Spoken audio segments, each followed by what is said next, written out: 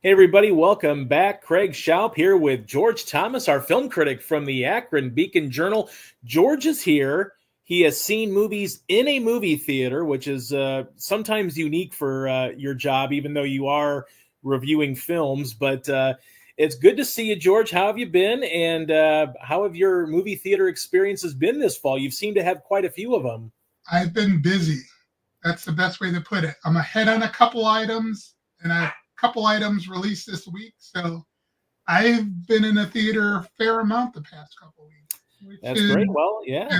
something I enjoy and like. So Yeah. And we're knee deep here in the fall movie season. Obviously, no. It's the first week of November. you It's don't the consider holiday. this but it's the fall movie. movie. It's the fall movie window. But yeah, we're in the holiday season here with Thanksgiving, Christmas on the verge, and to celebrate those wonderful family friendly holidays, we've got Predator Badlands, right? So we have a completely different, although PG-13 genre movie here in this franchise that is now 40 plus years old. Just kind of the little engine that could just keeps on steamrolling here year after year. Something seems to be coming out with a Predator movie or a series or whatever may be, coming. And here we've got Predator Badlands and a movie that might be a little bit better than you expected. What'd you think? Oh no. No. It's a lot better than what Okay. this you mentioned a movie or movies that have endured, franchises that endured, and in the hands of Dan Trachtenberg,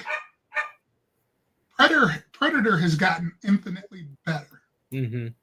I mean, again, we go back to my quasi childhood, my formative cinematic years, and watching Arnold Schwarzenegger stomp through the jungles looking for this alien, and there was nothing to it. Arnold, assorted other folks, including wrestlers. I think it was who was that wrestler? I don't remember, but I know he's deceased. Stomping through the jungle, being badasses, and going after the alien. That was it. Yeah. And the subsequent sequels weren't much above that. And there is the abandoned, but soon may be revived, Aliens versus Predators experiment. Yeah. And they didn't rise to anything. Trachtenberg has come along and elevated the content. Mm-hmm. First with Prey, which was released at the tail end of the pandemic on Hulu. And then with the animated anthology released earlier this year. And now with Predator Badlands, which sets up a trocha, the species that the predator individuals come from. And this what makes it so intelligent now. I mentioned it was kill or be killed kind of thing in all those other films, right? Right. Trachtenberg has taken the time to develop a culture and a language for these individuals. I don't even want to call them creatures. They're imbued with something except more than a killer instinct. And I was sitting there watching Badlands last night and reading the subtitles because they don't speak English in this movie. Mm-hmm. The creature, not the individuals don't speak the language. And I couldn't help but compare them to the Klingons in Star Trek. And that's where my mind immediately goes in sci-fi to Star Trek. Right. But it's a culture with honor, even though it's definitely brutal. And they're intelligent, and he's built an entire backstory and culture around them, which you, as a sci-fi fan, you have to appreciate. In this case, there is a trocha named Drek, and this is where the Klingon aspect came in for me. It's a culture built on honor, and to a certain degree, kill or be killed. The character of Dek is the runt of his father's litter. and they culled their herd. That means Deck is set to be killed. And here's where it gets brutal. His brother is called upon to do the deed. Mm. This happens early in the movie, so I'm not giving anything away. Deck's brother, instead, in front of his father, as he's supposed to be lopping off his head, sets him free. And he manages to take off in his brother's shit as he's watching his father kill his brother. Not a very happy beginning. Yeah. His goal is to go to this one planet called Jenna and capture an uncapturable beast of legend and bring him back as a trophy. Bring it back as a trophy.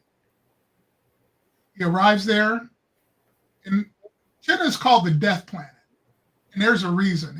Anywhere you walk at any given moment, you can be killed by some form of indigenous life, whether it's a plant or another animal or tree.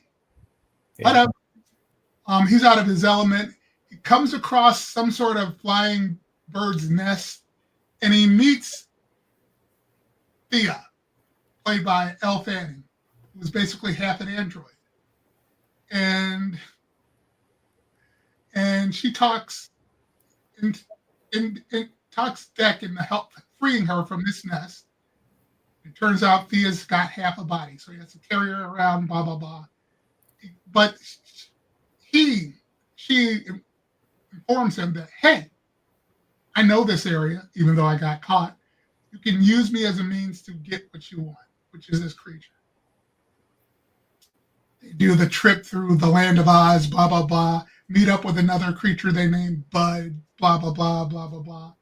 And they go about their business in trying to find this creature. Right. What we soon come to learn, and this is some of the brilliance. I mentioned the Alien versus Predator. Mm-hmm. Well, guess what corporation that Thea is a part of? And guess what their mission is? To find this same creature. The corporation is the Weyland Yasuki or Yasuki corporation from which movies? The Alien movies. Yeah. It's a neat little intelligent tie-in that makes sense. Yeah. And, there's plenty of action. There's the inevitable bonding, which is so well done. There's the evolution of these characters, which you have to appreciate about this movie. And I really, really enjoyed it more than I thought I would. I took a 70-mile round trip to go see it. Okay. Obligation. By the time I left the theater, I was happy that I had. Right. And I think I'm giving it a B+. Yeah, I saw that. Yeah.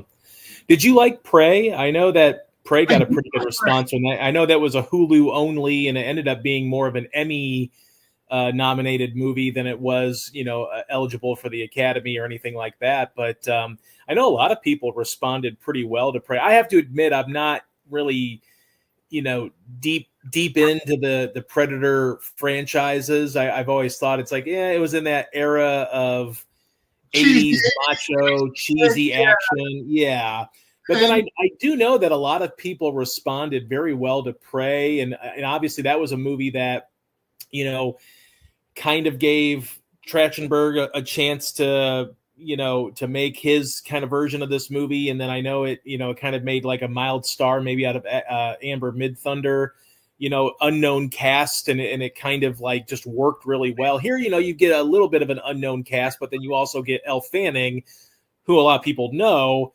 But it just seems like there's a little bit more depth to these movies than you would have expected. And I think that's kind of what you're getting at, is that this is he's deeper than that 80s machismo that you kind of get with the original movie.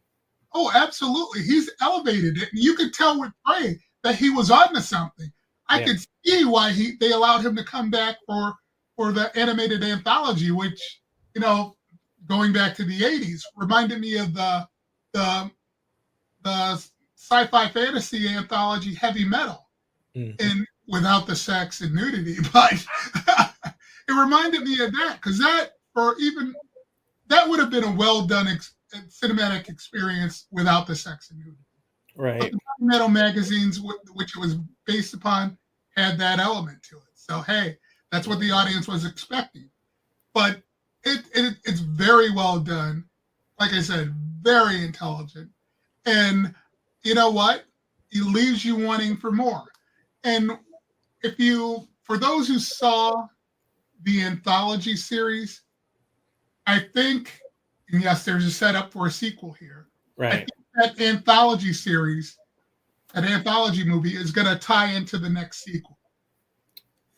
Well, this is kind of interesting because obviously there's been different iterations of the Predator, like you said, Alien versus Predator, just random Predator movies. We haven't really had a theatrical Predator standalone since 18.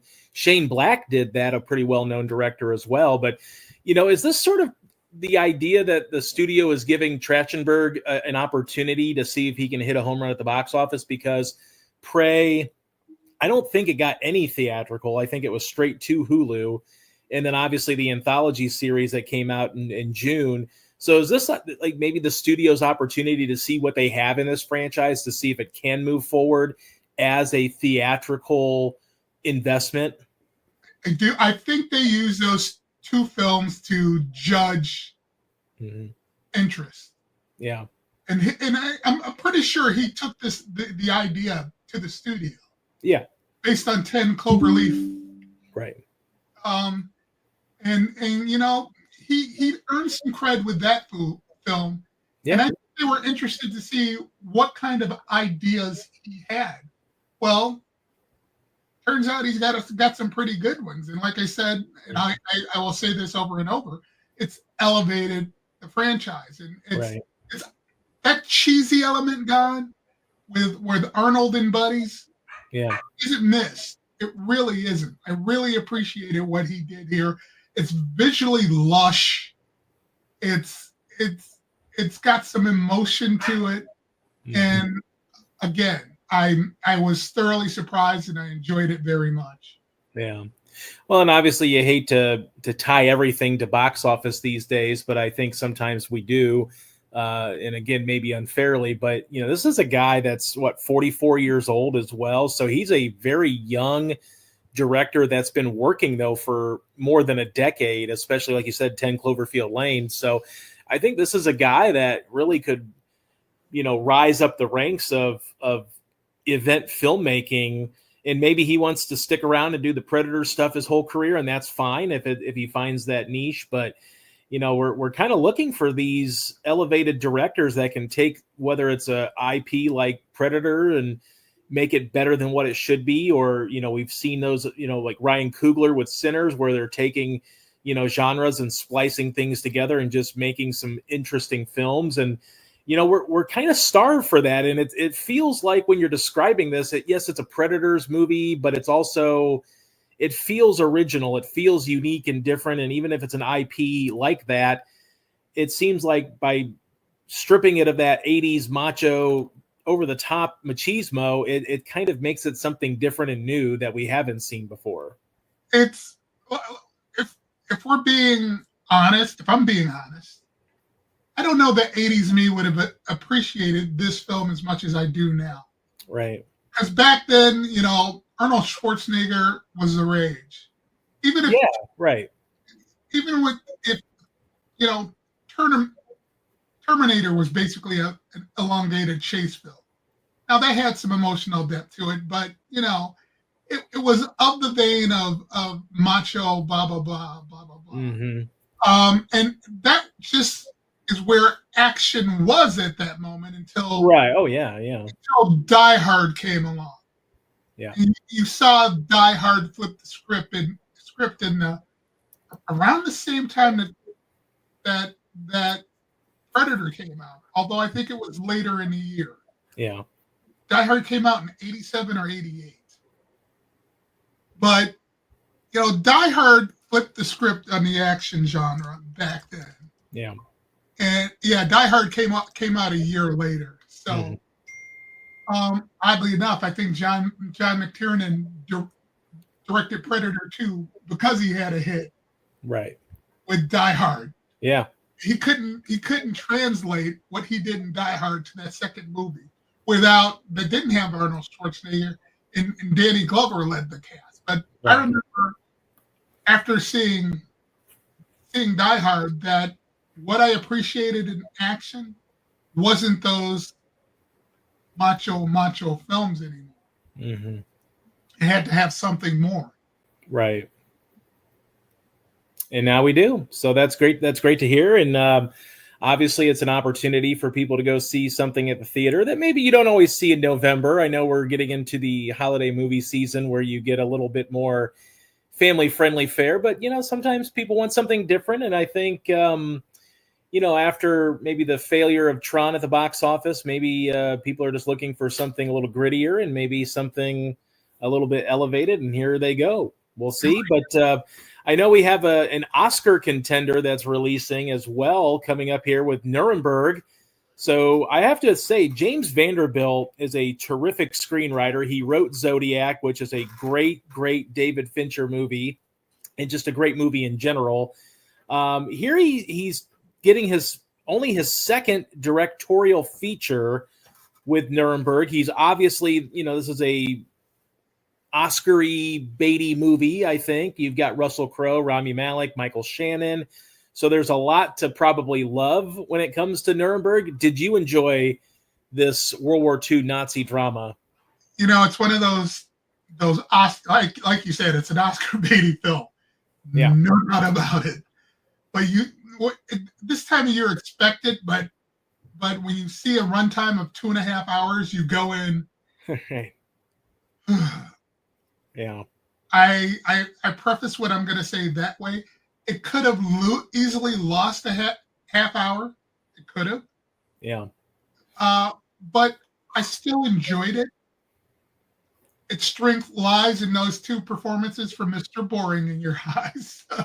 Not a Rami Malek fan, but I get why he's I don't get why he has an Oscar, but we'll move on from his Bohemian Rhapsody performance. Okay, and Russell Crowe, and I don't remember if Russell Crowe has one or two. I believe just the one with Gladiator. Because I want to go back to Cinderella Man with him. He did not win for Cinderella Man, but he did win, and he was nominated for A Beautiful Mind. He was actually not nominated for Cinderella Man. It was The Insider, Gladiator, and A Beautiful Mind. So he did not even get nominated for Cinderella Man. And he probably should have. Yeah. There's a great movie that deserves a 4K transfer, but I digress. And the strength of the movie, it would have been better. It would have been Oscar baity, Oscar worthy, had they left out a B-level element which involved Rami Malek's character, Douglas Kelly, an army psychiatrist who's asked to basically crack open the psyches of all these accused German war criminals, including Hermann Goering, played by Russell Crowe, find out what makes them tick. Now, there was an assumption about all these guys that they had to be criminally insane given every atrocity that the Nazis committed. That's the presumption that army officials have. And, he kind of went in with the same idea, dealing with Goering, who he bonded with more because he recognized his intelligence. And he defined him as a narcissist, a psychopath, but he wasn't necessarily sick. He wasn't mentally ill. He had close to a genius level IQ. And the rest of the film is him parrying back and forth in their sessions with Douglas Kelly and Goering. And Rami Malek and Russell Crowe are subtle, yet emotional. They connect. And it worked for me on that level. Now, you expect with that some personal interaction. Where it lost me is when, and I don't know if this is true or not, with Kelly going off and doing Gary favors and bonding with Kelly's wife and daughter and all this, delivering letters to them. I don't know if that's true or is that they take dramatic license there. Right. Also, you know, you've got for subject matter one of the most famous precedent-setting trials on a global level Yeah. in history. And it seems to get short shrift. You've got Michael Shannon playing Justice Robert Jackson, who was the lead prosecutor in the Nuremberg trials. And, you know, that is perfect Right. for drama, you think. And there's plenty there. And maybe Vanderbilt didn't want to overdo it because, you know, you're dealing with this subject matter. You inevitably have to show footage from the camps. Yeah. And it's footage that speaks for itself. Right. And I'll be honest with you, it spoke volumes to me because I'm looking at footage I hadn't seen, and I don't know if they got special permission from historical archives to use some of this stuff. And I'm like this in the theater. Yeah. I'm waiting for it to stop. I really am. Right. And there's, especially in these times, therein lies the strength of the film. The relationship, the courtroom drama. Yeah. The personal with his wife and daughter, I didn't appreciate too much. I know that's him trying to humanize Goering. Say, well, if people, he has people who love him, who see this in him, he can't be all right. Right? Well, yeah. Right. But and yeah, you get into the complexities of human nature. There are plenty of people I've appreciated in my life over the years who I know are absolute scumbags. So I keep them at a distance. Right. But, you know, that aspect of it didn't work for me, and it would have lopped off a good 15 to 20 minutes. Yeah. In my estimation. Okay. What's a final grade for Nuremberg? I still gave it a B because, and see, another aspect is, you know, at one point, Vanderbilt gets heavy-handed and relating it to current times. I mean, he had Kelly make a statement after his discharge from the Army on a radio show where he says, the Nazis are no different than Americans. And, you know, you can say what you want about Americans in America, but if we're being honest, we're arrogant individuals. And no one would buy that conceit at that time. Yeah. And, you know, it seems to him as if Vanderbilt went out of his way to make the audience think about the times we're in now. How a significant portion of the population is like that. Right. Could easily be Nazi and not Nazi-like in any given culture, and we've seen it since World War II. Right. Okay. Well, and I know transitioning somewhat to a easier vibe. We've got the holiday movie preview. Although I know you mentioned Nuremberg in your movie preview, but 'tis the season. We have a lot of big movies that are coming up here in the next 2 months. Obviously, Oscar season, you're going to get a lot of those big pictures that studios are trying to get out toward the end of the year to try to secure an Oscar spot. I think, for the most part, the winner of the Academy Award for Best Picture might be in the bag, but you never know. You just never know what'll happen. But You have a laundry list of great movie options here for the holiday season. What are some of the movies that you're looking forward to? Oh, let's see. Or if you want to go down the list and talk a little bit about them, you can do that too. There's a list of 11 or so Mm-hmm. that I pointed out that you may have your antenna up for.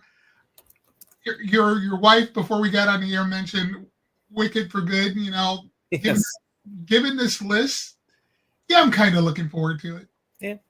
Um, I just hope they graduate college. You know, they were in college for 12 years, it seemed like, in the first movie. It was, I liked the movie. I did like the first movie. I thought, you know, Cynthia Erivo was fantastic. I thought Ariana Grande was fantastic. I thought the movie kind of slogged into a 2 hour and 40-minute movie that probably could have been 2 hours and 15 minutes without a lot of the exposition of college, you know, the college years of these two. But I am looking forward to the second part here, Wicked for Good. Obviously, it's going to be a big box office contender. It's going to be an Oscar contender, at least in several categories. So I am very interested in that movie. and as am I, and like I mentioned before we got on, I'm hoping that John Chu can find the climax that I didn't see in the stage production. Yeah. That dramatic build. I mean, defying gravity at the end of the first movie, where Alphaba just takes off, Yeah. sent chills down my Yeah, it was it raised was the- a standout sequence, and the unfortunate thing was it was preceded by a lot of extra fluff that I felt like could have been trimmed off of that fat, and it would have been a really faster paced, and then kind of cut you off at the seat of your pants waiting for that what happens next. I think there would have been even more urgency and energy for like what comes next now that we've, you know, faded away from her, you know, flying away. I it was a great sequence, it was a great song, and you know, probably among the reasons why Cynthia Erivo was nominated for Best Actress, and she'll be nominated again in all likelihood, and Ariana Grande will certainly be nominated probably as well. But I don't know. I mean, we're talking about another lengthy part two, whatever you want to call it here, and obviously, I don't know how they're gonna, you know, extend sort of this second, third act of the stage play in musical, but we'll see. Obviously, they can take some liberties and maybe add in some of the extra Wizard of Oz type touches as well. So we'll see what happens. I mean, it's a movie that I'm looking forward to, but there's probably other movies that I'm kind of looking more forward to now. Wicked is about 15 minutes. Wicked for Good is about 15 minutes shorter. So Okay. we got that going for us. So there you go. Good. I'm happy that it's a little bit more of a sensible, tighter production. That's a good thing. I think. What do you think about The Running Man? I know, you know, Glenn Powell has sort of. There's another Arnold Schwarzenegger remake from the 80s. Yeah. And here it is. I'll give that credit. The original was based on a Stephen King book or novella, and it basically predicted reality television. Yeah. What do I think of it? It's got Edgar Wright directing. That's where I'm at with it. Yeah. I do like Glenn Powell as a movie star. Like, I think Glenn Powell has those chops, the look to be a movie star, but I am so interested. Edgar Wright is one of our really underappreciated kinetic energy style filmmakers. And this is right up his alley. And this is right up his alley. And the trailers look like they make it right up their alley with him, with this, you know, camera movements, quick cuts, you know, matches on visual and audio actions. Like, this seems like the perfect movie for Edgar Wright to get a bigger budget and B, a little bit more press out into the ether of the mass audiences. Not that I don't think he's not well known, because, you know, Baby Driver did really well, Scott Pilgrim versus the World.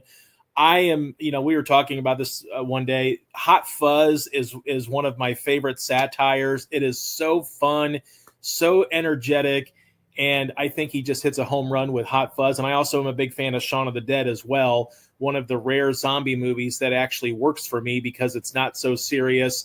They have fun with it. They poke fun at the genre, and Edgar Wright just does a great job of doing that.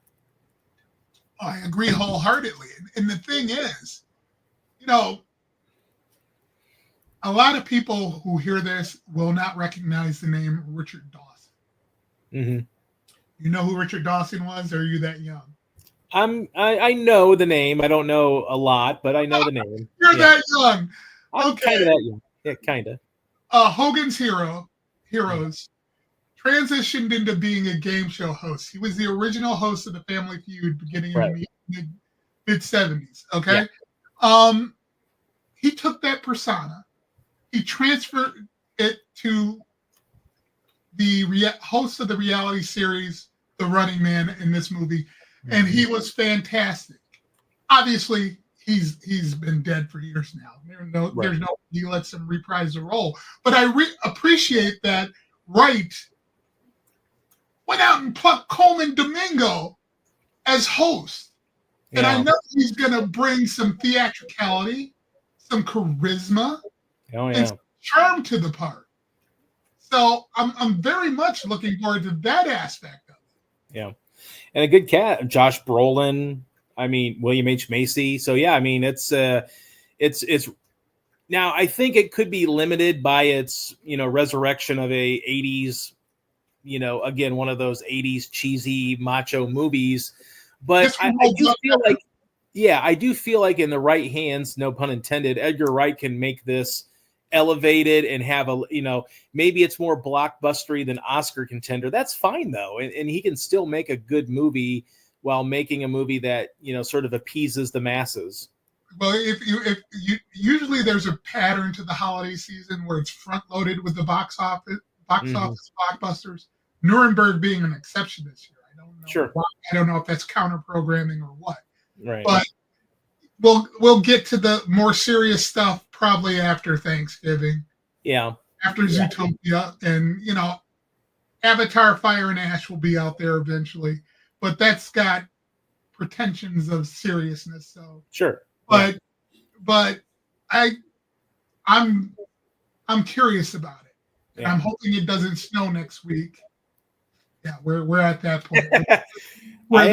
I turned the air conditioner on today, George. I have to admit. Now, I will say it wasn't quite air conditioner worthy, but the sun was so warm that there wasn't enough breeze to cool down the apartment. So I actually turned the air conditioner on to cool down the apartment for my dogs.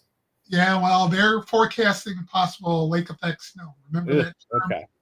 Next Monday for the screening, and it's like 70 miles round trip. I ain't going. That's a lot. Yeah, it's tough to go. Well, and I know there's a lot. Disney, of course, will have Zootopia 2. Jay Kelly on Netflix is. There's one I'm looking forward to because it's a comedy, but you're expecting Adam Sandler to get the opportunity to act again. Yeah. Because he has to play opposite George Clooney.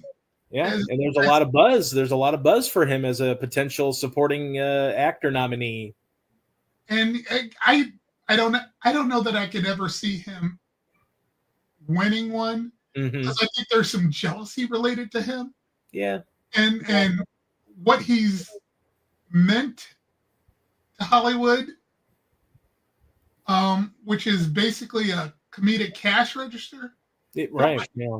You know who I liken him to, and I know his generation is basically past, but he was the Jerry Lewis of his generation. You know who Jerry Lewis was?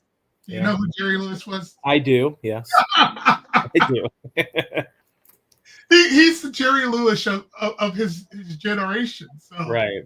And Jerry Lewis didn't get any respect until very late in his life, and I think it was the King of Comedy that did it. Mm-hmm. Yeah. I wouldn't be surprised if he got a nomination. My fear is he'll be Eddie Murphy because Eddie Murphy probably deserved it for Dreamgirls. The expectation was he would win it. He did not. Uh, Right. Sly Stallone, who was another box office behemoth during the 80s, 90s, was expected to get it for Creed 1, Mm-hmm. Best Supporting, and he didn't. Yeah. So, you know, Hollywood is known for, I don't know if I want to say holding grudges, but having long memories. Yeah, and it's funny you bring that up because I think part of that kind of blends in with Dwayne Johnson with the Smashing Machine. A lot of people were early buzzing about him being an Oscar nominee, Dropped but off then the there's also some people that are like, no, you can't give him an Oscar or give him a nomination just for his first good dramatic role. Now, obviously, this wouldn't be Sandler's first good dramatic role with Uncut Gems and others, but I feel like probably could get a nomination, probably won't win, but I would also argue that probably won't win because Sean Penn exists right now in a world with one battle after another, and I think it would be hard pressed for him to lose to Sandler. Now he may lose to someone else, like Stellan Skarsgård's getting a lot of push for sentimental value, things like that. But sometimes it's not that bad to be sort of the bridesmaids in these situations. Like, obviously, you don't want to be like Peter O'Toole, who should obviously have an Oscar, before he passed away, or two. But sometimes for these people that are only going to get like one or two nominations, like sometimes it's not the end of the world. Like sometimes it's just the idea that you have that credibility. So then maybe it gets you another. I mean, Dwayne Johnson's going to be working with Martin Scorsese, so it's this idea that it just kind of puts you back on the map. And obviously Sandler's been on the map, and so is Dwayne Johnson. But sometimes being snubbed or just being a part of the five that someone's going to win but not you isn't the end of the world. And I know that it's a really big leap for a Sandler to go from never being nominated to just winning. But if the performance is that great, I would hope that his peers would not hold that against him, even if they do have long memories, as you've said. No. This is Hollywood. Yeah, no, I know. You know what? There's one movie that you listed on the holiday schedule here that I think it just kind of it came out of nowhere. Song Sung Blue. Am I hallucinating, or does this movie just appear out of the ether and all of a sudden it's just being released? Like I didn't know anything about this until maybe a few months ago, and then all of a sudden it started getting some potential Oscar buzz for at least maybe the performances, and I'm thinking, where did this movie come from? Like, who is backing this? And all of a sudden it's in a holiday movie preview. Number one, it's a Focus Features film, which they're a division of Universal. So yeah, but you mentioned a few months ago. Hell, I learned about it the week before the I wrote the preview. Like what? Yeah. Like Hugh Jackman gets this, and he's doing the singing. Oh yeah, yeah. Because he's known for it in Broadway musical. Yeah. To I don't know if the characters are Neil Diamond impersonator or what, or the singer in you or Neil Diamond cover band or what. Yeah. But it's like, I don't know if it's rom-com drama or what, but it's Hugh Jackman, it's Kate Hudson, and it looks as intriguing as all get out. It does. It's so weird. Like, I mean, this movie came out of nowhere. And at first, when I first heard about it, I kind of like wrote it off as like, oh, this is going to be some movie that someone had expectations for. It's going to be terrible, not going to make any money at the box office. And then I'm thinking, man, Focus Feature is behind this. And I just, there's a level of intrigue that I don't think that you could get with, you got Craig Brewer directing. So it just seems like this movie could be a lot. It's a hard life for a pimp. It is. And it just seems like it could be a really weirdly good movie. Maybe I don't know. It's just a weird potential contender. Kate Hudson basically out of quasi-retirement, I think. Yeah. I mean, there's a lot of intrigue, and it's definitely something that, like you said, it just kind of has blipped on everybody's radar lately. And I think a lot of it was because the early buzz was after the movie was like thought of, hey, this is coming out this year. People started saying, hey, this could be a potential Oscar contender in different categories. Now, who knows if that will come to fruition, but it's just a meteoric rise, even though you've got big stars in it. I mean, Jackman and Hudson are big stars. Brewer is a known director. So there's a lot of known commodities about this. It just seems like it came out of nowhere. So there's a lot of intrigue because of that. And I think that's like the perfect marketing almost, where, yeah, you've got the star power, but now you're like, this movie just like, when did they make this movie? Why did they make this? Well, here it is. Let's watch it. Well, it's Neil Diamond. Yeah. Whether or not you want to admit it, he's got an audience. Yeah. Hugh Jackman's got an audience. I mean, absolutely. Yeah. I mean, some would argue that Neil Diamond's music isn't the greatest, and I'm not of that, so nobody jump on me. There's some Neil Diamond tunes I appreciate. Yeah. Yeah. But he's a music legend. Yeah. There's a reason he's in the Rock and Roll Hall of Fame. There's a reason he's in the Songwriters Hall of Fame. Right. So, I get it, and I'm curious, and I will be happy to go see it. Yeah, absolutely. Assuming it doesn't snow, right? Well, if I don't, what's the release date on that? I want to say it was like around Christmas, if I'm not mistaken. I think so. But I think you're right.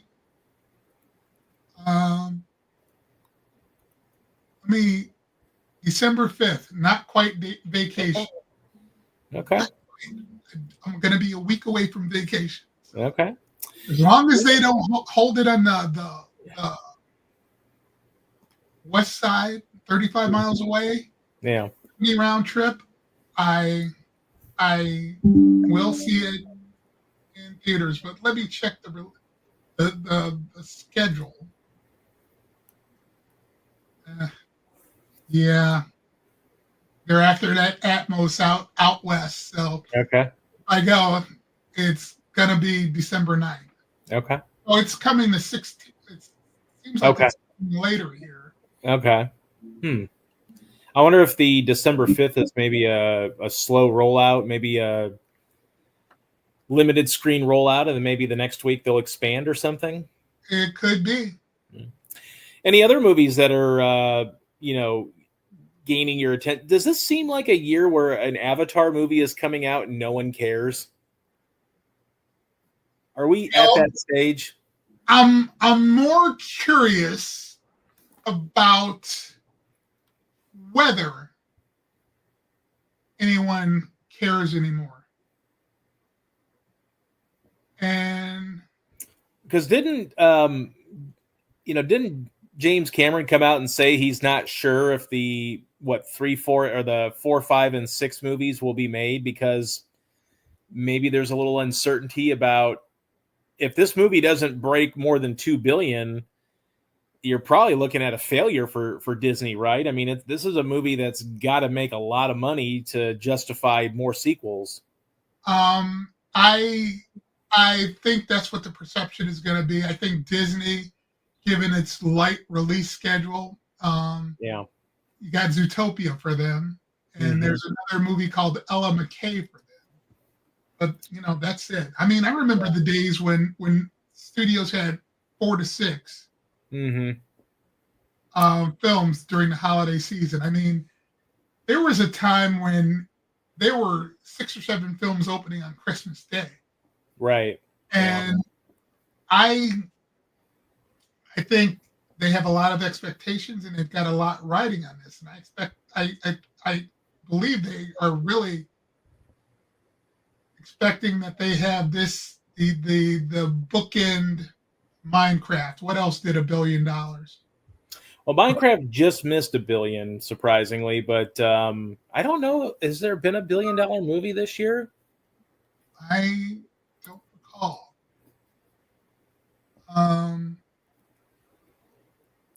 Lilo and Stitch did make $1 billion. Well, they got one already, so there we go. Yeah. That would make their year. Yeah. Oh, they needed to. Yeah. It's got international cred from the first 2. Yeah. I really don't know if anyone is interested in going back to Pandora. Yeah. I could see the international box office carrying a lot of the water here on this one. I could see the domestic return not being super big. I mean, it's kind of been like that to begin with because the international box office for the first two movies was just so great. But I could kind of see this one slowing down. I say that in the sense that I think it's still going to make well over $1 billion. I just don't know that it's going to crack 2 billion, which is seemingly what it needs to crack, maybe to break even or at least, be profitable and worthy of making sequels again. But no. Yeah. 3 hours and 12 minutes. Well, the Way of the Water was like 3 hours. Oh man. Look, James Cameron is one of the few directors that can make you sit in a theater for 3 hours. And even if it's a super derivative film of whatever, like, some people have said the first one's like Dances with Wolves in space or whatever. Like, he is one of the few directors that can make you sit your butt in the seat for 3 hours and be in awe of the visual images on screen. So I think because of that, I will say, though, the 3 hour runtime just seems a little excessive for these movies. But especially now that we've been in Pandora, I think the world building doesn't need to happen as much now. But, this is what the era of filmmaking we're in with some of these mega directors that get the indulgent side out a little bit and, decide to spend a half hour when they probably could have spent 30 minutes on something. Yeah, and here we go. Regarding The Running Man, we got a prediction of 3 to 5 inches of snow. Okay. That means George is in the house. Yes. Well, hopefully it holds off. But, there's some other movies that are going to be intriguing, outside of Avatar. Obviously, Marty Supreme is A24's, big foray into the Oscar season. Timothy Chalamet, Oscar hunting. But too. What's that? He's getting Oscar buzz again, too. Oh, yeah. And it seems like if, we talk a little bit about the Academy maybe having some feelings towards people. I think Leo DiCaprio might be one of those where he's had some brilliant performances over the years that either have not been recognized or he has not won. And maybe this is a chance where Chalamet can get in there and maybe win his first Oscar, as Leo probably will be nominated for One Battle After Another, but he's got an Oscar, and maybe the Academy kind of shies away from him. And I think the Academy darling right now seems to be Chalamet, and it seems like Marty Supreme might be that potential movie for him. And obviously, Josh Safdie, as the Safdie brothers have split apart here, kind of like the Coen brothers, where they're making their own stuff now, getting a chance to kind of run with a big Oscar contender late in the year. I think the Academy is going to make him pay his dues a little bit more. He's going to get DiCaprio, I think. You think? Because he is so talented. Yeah, but then don't you get into the Peter O'Toole situation where you're like, oh, he'll get one, and then, oh wait, he didn't get one. Yeah, and it's like, sometimes you just got to give it to someone that earned it. And I will always be of the mindset that DiCaprio's best performance was not The Revenant. The Wolf of Wall Street. Wolf of Wall Street, I thought, was his best performance. I think One Battle After Another is among his best performances as well. That's probably number 2 for me. I also, even though he didn't get nominated, I thought he was seedily brilliant in Django Unchained. Yes. I just think he fell into the rottenness of Christoph Waltz existed in that movie, and that's the problem with that. But yeah, I mean, I think, DiCaprio will get nominated. I don't know if he's going to win. It could be one of those years, though, like we saw a little bit last year with Anora, where things just kind of snowball and you get picture, director, screenplay, actor or actress or whatever. And obviously, my thoughts on, and I know your thoughts on One Battle After Another and its Oscar hopefulness, because it should be a front runner in several categories. But, I don't know. DiCaprio, I just wonder if his peers just don't really like him that much. And I think they love Chalamet. And if Chalamet gives a great performance in a movie that is going to be in contention for Best Picture, Best Director, Screenplay, and other things, I feel like it could be the time for Chalamet to get his Oscar. And then, he could have one of those careers where maybe he wins multiple, or maybe he just has like a Meryl Streep type of career where he just gets nominated like 20 times and wins a couple. They're not going to give him everything. I mean, I think Denzel deserves a couple more, but that's just me. Yeah, that's the problem too, is like, you get to a point where you could give Denzel or De Niro or somebody an Oscar. And it's sometimes, I think, at the end of their career, especially like De Niro with like Wolf or with like Killers of the Flower Moon or something like that, it's more of like, well, we'll give him a nomination because he's Robert De Niro, but we're going to, reward somebody else. And I think the same could be said about Denzel, where you could nominate Denzel for a multitude of things, maybe not highest to lowest, but you get to a point where it's like, are you giving it to Denzel at his age because he's at his age, or are you giving it to Denzel because he gave the best performance of the year or among the best performances of the year? So I think you get into that mode where the older you get, I feel like unless you haven't won one, you're probably not going to win another one if you're like in your 60s or 70s, unless you just give this incredible performance. Like Daniel Day-Lewis is probably not getting nominated, even though he's come out of retirement to work with his son and all that kind of good stuff. And he gives a normal Daniel Day-Lewis performance, but he's probably not going to get nominated for a movie like that. Probably. But Pacino got one of Denzel's Oscars. Scent of a Woman? Beating out Malcolm X. And it's yeah. What? That's kind of rough. There's so many, and it sucks because there's, sometimes the year just doesn't work for you. And like, I mean, there is no reason why Sam Jackson or John Travolta should not have a statue for Pulp Fiction. You know what I mean? And it's just like, you think about it and you're like, I mean, those were incredible performances in an incredible movie. And yet, but sometimes the allure of not winning, like I said earlier, it's like sometimes the allure of not winning is kind of more mysterious and interesting, even though Samuel L. Jackson deserves an Oscar and so does John Travolta. But I don't know. That's where you get into the politics of stuff, because I contend that the Academy made Travolta, because they nominated him for his first major role in Saturday Night Fever, if I'm not mistaken. They really made him pay his dues. It's like, what business is this kid having being that good in a leading role, coming off a cheesy sitcom on ABC and Welcome Back, Kotter? Right. Stepping into this. And especially in a lot of the supporting categories, or sometimes in like the female supporting actress categories, you get a lot of first time, like Chase Infinity is an example here from One Battle After Another. Like she is going to be in the best actress category. That's how they're going to, present her. It's possible that she could get nominated. It's also possible that she doesn't. And it's possible that she could have been nominated for supporting actress, but it's like, you're probably not going to give an award to her because it's her first major film role, and it's if you've given a great performance, then you've given a great performance. It shouldn't really matter. And I get the whole paying your dues things, but that's kind of what happened last year. A lot of people thought, well, Mikey Madison doesn't need to win because Demi Moore needed to win.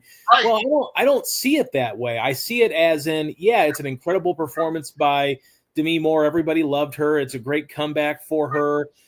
But if you've given the best performance of the year, it doesn't matter if you're 20, 24, 30, 34, or 64.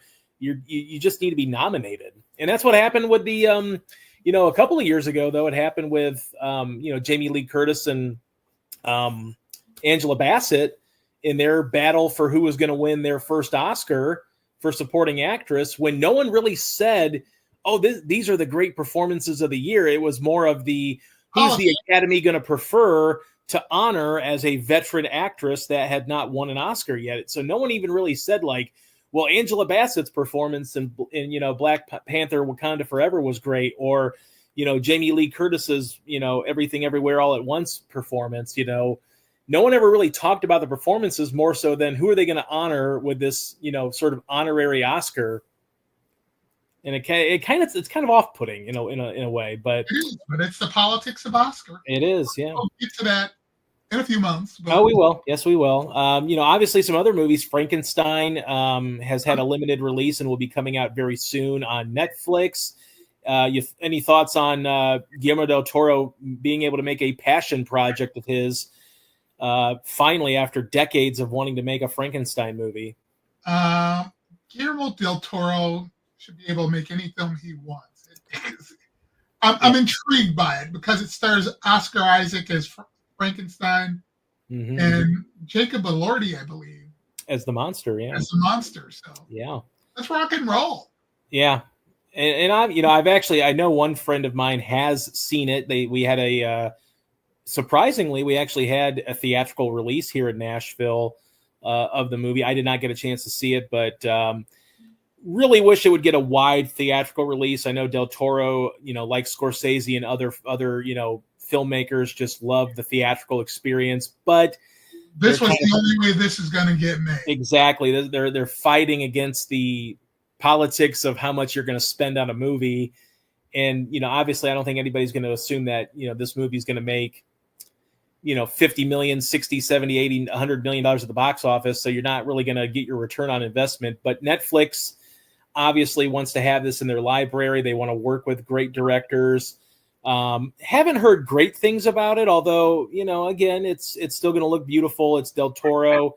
So you always have to give it a shot because of that. But, probably going to fall short maybe of those lofty Oscar goals. But Del Toro doesn't really make movies to make, to win Oscars. Now, I know he won for, The Shape of Water, which I don't think he should have won for. I think he should have won for Pan's Labyrinth. But, he's still one of the great directors working today. So I'm very interested in that. Hamnet is another movie. I know it's going to be a very small kind of, Oscar baity movie, but Chloe Zhao coming back into the fold after, kind of getting all the money in the world to make Eternals and it not really succeeding. But Chloe Zhao is a great director, obviously has some wins with Nomadland. So I don't expect a lot of wins from this movie, but I do expect maybe a return to form from her in terms of telling a smaller scale story.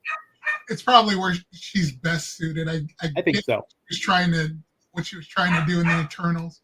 Yeah. I mean, she tried to shrink that into a more intimate story. I don't know how you do that with a Marvel film. I really don't. Yeah, very, very tough. And then I think maybe a great way to end the year. How about Anaconda? We go back to the world of Anaconda. What do you think about this? I don't necessarily think the setup sucks because it's about a bunch of buddies with a camcorder trying to remake Anaconda. Yeah. And it's got Paul Rudd and Jack Black. So you know what? And Steve Zahn. Yeah. I feel like tonally this is where that movie needs to exist. Like if they tried to make a straightforward, serious prequel, sequel, remake, I think it would be an idiotic choice. But to make it in this way, I feel like it's going to be, I think it's going to be better than we expect it to be. I think it's going to be something where people respond to it a little bit better than you would have thought coming out of the critic circles or even the audience circles. Now, I don't know if it'll make a lot of money or not. It is a Christmas Day release, but I'm just kind of interested to see how this works out because I feel like it's going to be better than it should be. Now, back in the day, a Christmas Day release meant you had prestige. Yeah, that's not the case anymore. It's become a throwaway day leading into the throwaway month. Yeah, and that's sad. But I'll be on vacation, but you know what?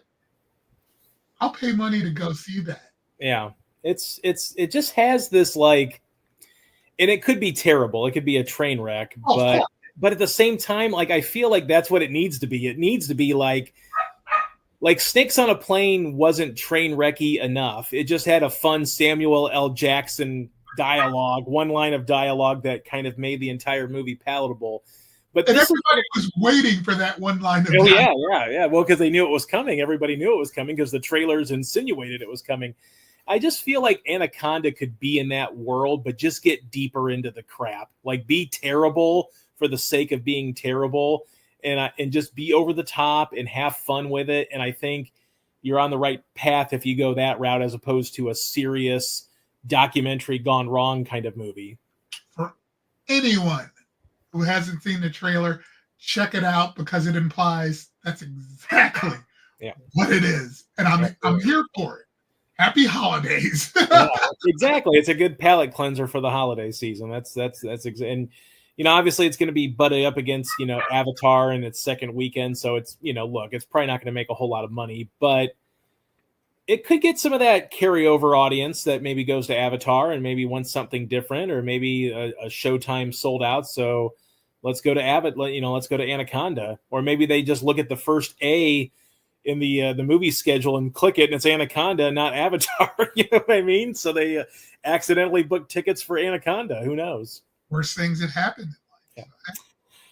All right. Well, George, what do you have coming up next week? I think it's a little bit lighter week, with the exception of The Running Man. But if weather holds off and is permitting, is it The Running Man? Anything else coming up?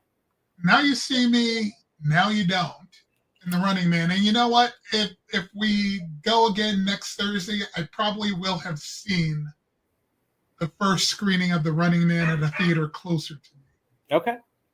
So that's a distinct possibility. I'll be able to talk about it, and that's my fallback. But okay, all right, well, we could definitely make that work. Okay, 3 to 5 inches and 70 miles round trip. Nah, I get that. Well, as always, you can read George at beaconjournal.com.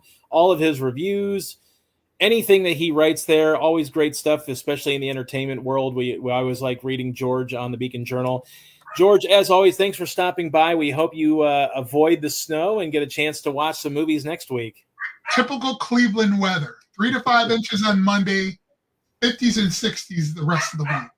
I don't miss the lake effect snow in Sandusky. I'm very happy in Middle Tennessee, I have to say. There you go. Yeah. All right, sir. I'll see you next week.